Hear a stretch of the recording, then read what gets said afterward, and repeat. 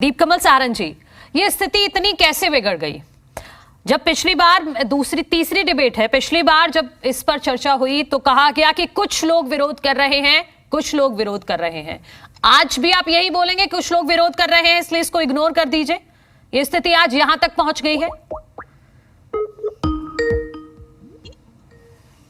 देखिए, विरोध अगर सरपंच कुछ लोग मंत्री का या फिर किसी एक नई योजना का कर रहे हैं तो कम से कम उनको पहले ये बताना चाहिए कि क्या वो नई व्यवस्था को आजमा चुके हैं, क्या उसके फायदे और नुकसान उन्होंने अच्छे से समझ लिए हैं और उनके साथ कोई अनुभव किया है कि जो ई टेंडरिंग की व्यवस्था है उसमें उनको क्या दिक्कतें आई हैं, क्या उनको काम करने में कुछ दिक्कत रही है, क्या काम देरी से हुए हैं या कामों की गुणवत्ता ठीक से इंश्योर नहीं हो पा रही है, क्या हुआ है ऐसा।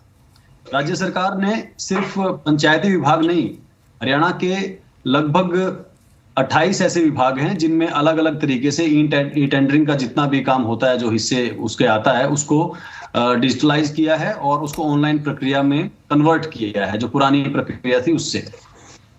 अब अगर आप ये चाहते हैं कि बाकी सारे विभाग आधुनिक हो जाएं, वहां पर पारदर्शिता बढ़ जाए, ट्रांसपेरेंटली काम हो और कोई जो चोरी की गुंजाइश है, जो गड़बड़ी की गुंजाइश है वो खत्म होती जाए और अकेला पंचायत विभाग पुराने जमाने के हिसाब से चलता रहे और उसमें कोई ऐसे सुधार ना आए, तो फिर आप कौन सी जिम्मेदारी निभा रहे हैं अपने गांव के लोगों के प्रति।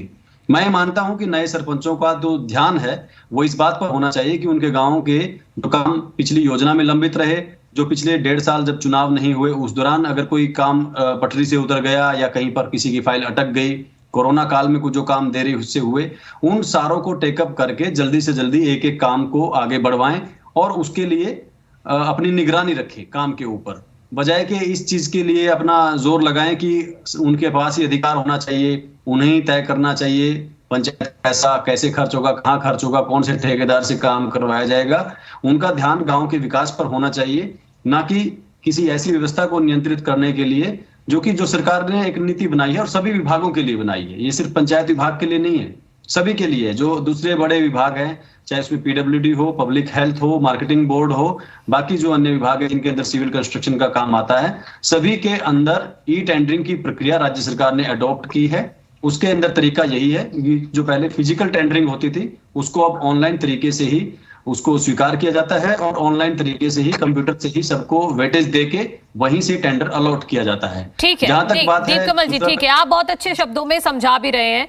आई होप कि उनको आजाद जी को समझ में आ रहा हो, लेकिन फिर आप इस तरह के बयान देवेंद्र बबली दे देते हैं कि मेरे कुछ शुभ चिंतक हैं जो गलतफहमी फैला रहे हैं। एक तरफ आप बता रहे हैं इसके फायदे और एक तरफ वो ये बयान दे देते हैं। देखिए, राजनीतिक व्यक्ति के शुभचिंतक हमेशा होते हैं और हर तरह के होते हैं। एक असली वाले शुभचिंतक भी होते हैं और एक राजनीतिक विरोधी भी होते हैं। अगर उनका विरोध वहां पर टोहाना में और फतेहाबाद में हुआ तो आप इस बात को समझ सकते हैं कि उनके गृह जिले में कुछ उनके दूसरे तरीके के शुभचिंतक भी रहे होंगे।